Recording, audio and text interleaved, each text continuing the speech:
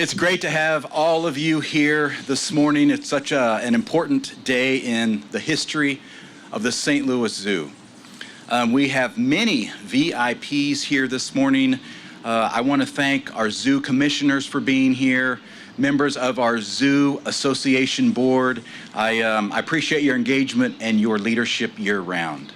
And we have a list of dignitaries here as well, and I'm going to introduce them each by name because I appreciate them being here, and also I appreciate what they're doing to move our community forward in their various roles. So I'm going to start off by recognizing two phenomenal organizations working to promote St. Louis. So I'm excited to welcome our friend Jason Hall from Greater St. Louis, Inc. Also from Explore St. Louis, Chief Marketing Officer Brian Hall has joined us as well. And then as for our elected officials and their representation, we have from the office of Congresswoman Ann Wagner, Director of District Relations Development, Jordan Fears. From the office of Congresswoman Cori Bush, Outreach Director, Danielle Spradley. From the office of Senator Josh Hawley, Missouri Chief of Staff, Daniel Hartman, and Field Representative Alex Lawrence. From the office of Senator Eric Schmidt, Director of Field Operations, Morgan Corder, and Senior Communication Advisor, Mariana Deal. From the office of St. Louis Mayor Tashara Jones, Policy Director, Casey Milberg. From the office of St. Louis County Executive, Dr. Sam Page, Community Outreach Manager, Larry Davis. And so I appreciate you and your patience as I read through that list because that's extremely impressive, and I appreciate all that you do. There's momentum in our community, and I know that all of you have a hand in that, and what we're doing at the St. Louis Zoo and at Wildcare Park, we want to be a part of that momentum. So keep that in mind as we move forward together in our community. The zoo is a very special place where guests make connections with animals while making lasting memories. I stand before you today in an area that makes up less than 3% of the zoo's total footprint, yet when you consider connecting our youngest guest with wildlife, this is where we make 100% impact. On June 14th, 1969, the first children's zoo opened at the St. Louis Zoo. It was the vision of Marlin Perkins to connect children to animals through contact in a space that offered a sense of adventure. Today, the work of connecting children to nature is more important than ever. According to the 2020 census, urban areas now account for 80% of the U.S. population. The pull of computers and tablets, and I could go on, screens, make it difficult for families to unplug and to get outside to connect with the natural world. Thanks to an incredibly generous $15 million lead gift from the Henry A. Jubel Foundation, we are able to carry forward the goal of the previous children's zoo by providing dynamic experience for children and families that will inspire a love of animals and learning, but in new and innovative ways. Thank you to the Jubels.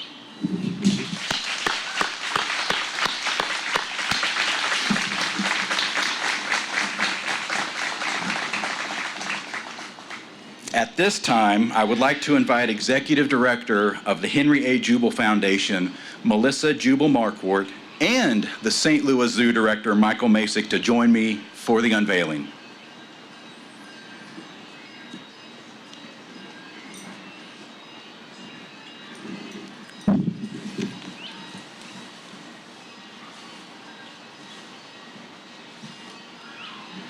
The Henry A. Jubel Foundation Destination Discovery.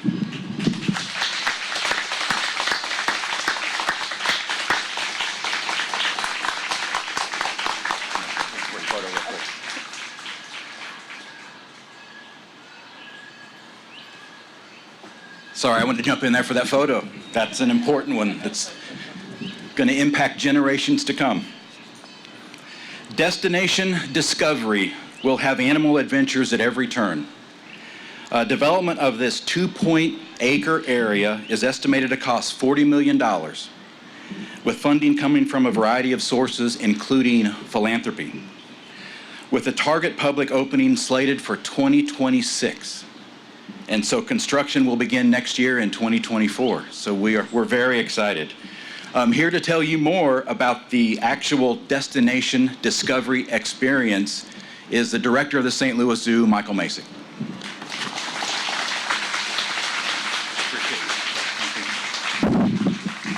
Thank you, Dwight. I would also like to start with some personal thank yous. First, I must echo Dwight in thanking the Jubel family. Your generosity in helping us deliver on this vision is so very appreciated. Thank you so much. I told them earlier this will be like probably the first of many, many times that I'll be thanking them, but thank you all. Next, I want to thank our core planning team. So team members that help put together this vision, from our architecture and planning department, facilities management, audience research, education, business ops, business opportunities, and animal care.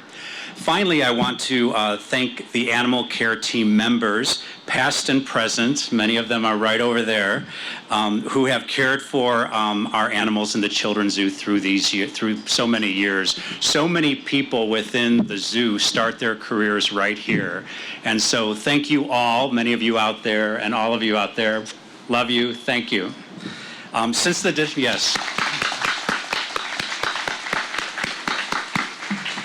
the decision was made to close the Children's Zoo, they have been working hard to find the best possible new homes for all of the animals that they so dearly love.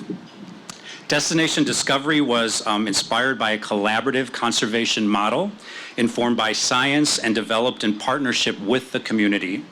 Engagement sessions with children and their families from diverse backgrounds and abilities helped determine what themes, activities, and features would create the best possible experience for our guests. In fact, Melissa, Herbie, and her daughter Penelope took part in those engagement sessions.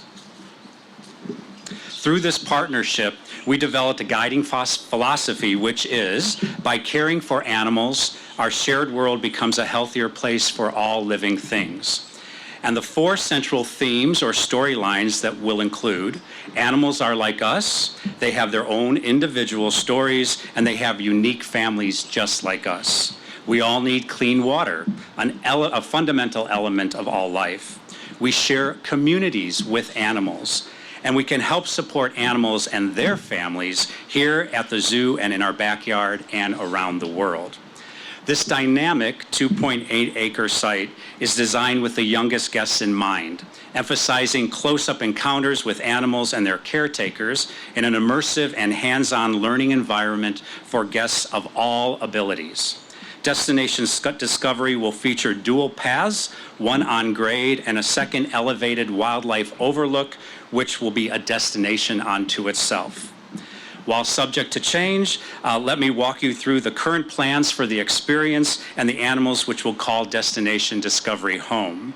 The journey through Destination Discoveries begins with Animals and Us, an immersive, state-of-the-art interactive experience featuring augmented reality, live animals, and multimedia experiences that will change with the seasons and set the stage for the day's adventure. Underground Cities will be home to our highly social black-tailed prairie dog town. While the prairie dogs create their own underground tunnels and dens, guests can make their way through human-sized tunnels and a pop-up in the animal habitat for nose-to-nose encounters. Guests may also walk among Patagonian mara, which are a large rabbit-like rodent native to Argentina. They're very cute. And alpaca, a relative of the llama. This large walkthrough area will also double as an outdoor classroom. In the freshwater wilderness and water play area, North American river otters will return with this expansive freshwater wilderness habitat. Otters will be visible underwater and on land and will transverse their aquatic habitats via overhead acrylic water flumes. In the splash zone, guests are surrounded by whimsical animal sculptures and interactive water elements. Guests enjoying the splash pad will have amazing views of the adjacent Chilean flamingo habitat. Family Forest will feature a network of tree houses connected by overhead tunnels that will take guests into the home of the active and fascinating coati, which is a cousin of the raccoon. The coati ranges from South America through the southernmost regions of the U.S. The walk through aviary will bring guests close to the beautiful and vocal Java finch, where guests have an opportunity to feed the birds using seat sticks. The Tasmanian devils and baby doll sheep, we're calling this kind of the Beauty and the Beast habitat, are ambassadors for the shrinking forest habitat and demonstrate the intersect between human and animal communities. Finally, a two-story ADA accessible education building will be added to the living world. Educating children about the importance of animals, their environment, is essential to building future conservationists. The second floor of this new space will become home to our St. Louis Zoo's preschool, which will be expanded to a full-day experience, and other programs throughout the year. The first floor, or the Discovery Zone, will focus on curated play, including activities such as a makerspace, animal pretend play, nature exchange, habitat building, and a dedicated indoor animal encounter area. I hope you've heard the excitement in my voice as I walk you through this experience. There was a lot to capture here, so I read a lot, but it's very emotional for me. I've told a lot of people that in the 38 years that I've been at the zoo, when I closed the Children's Zoo in 2020, it was the most difficult thing I've ever had to do in my career. And thanks to the generosity of the Jubel Foundation, before I end my career, I'll be able to open it up again, and I couldn't be more pleased. But there are renderings in the back after we're done with the presentation. If there are any questions, just grab one of us and we'll be happy to walk you through it. But at this time, I would like to ask our final speaker to come up to the podium. Again, we are incredibly thankful for the support of the Henry A. Jubel Foundation. Once again, representing the Jubel Foundation, Melissa Jubel Markward. Melissa.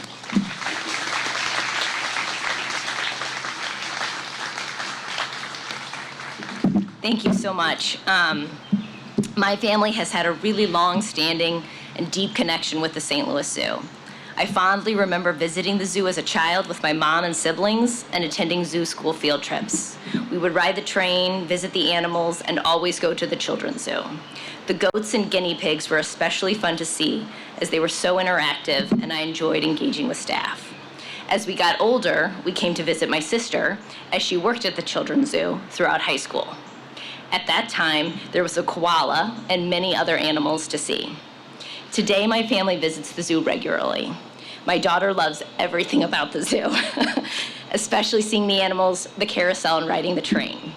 We attend all the wonderful events throughout the year and visit whenever my siblings come to St. Louis. It truly holds a special place in our heart. When the Children's Zoo closed in 2020, as a family, we knew we wanted to be a part of bringing the space back to life and in an even better way. From a values perspective and a philanthropic priority, we were delighted to support this initiative. Hearing the plans for the future made our family even more excited to be a part of reimagining this wonderful space that has meant so much to us over the years. After hearing everything Dwight and Michael have shared, I'm sure you see why my family and the Henry A. Jubel Foundation are so proud to be associated with the zoo, and we look forward to an even more exciting future. And it wouldn't be a zoo press conference if we didn't incorporate animals. So joining us now are two baby doll sheep lambs. These adorable animals will be one of the new groups that will be in the Destination Discovery when it opens to the public in 2026. Thank you so much.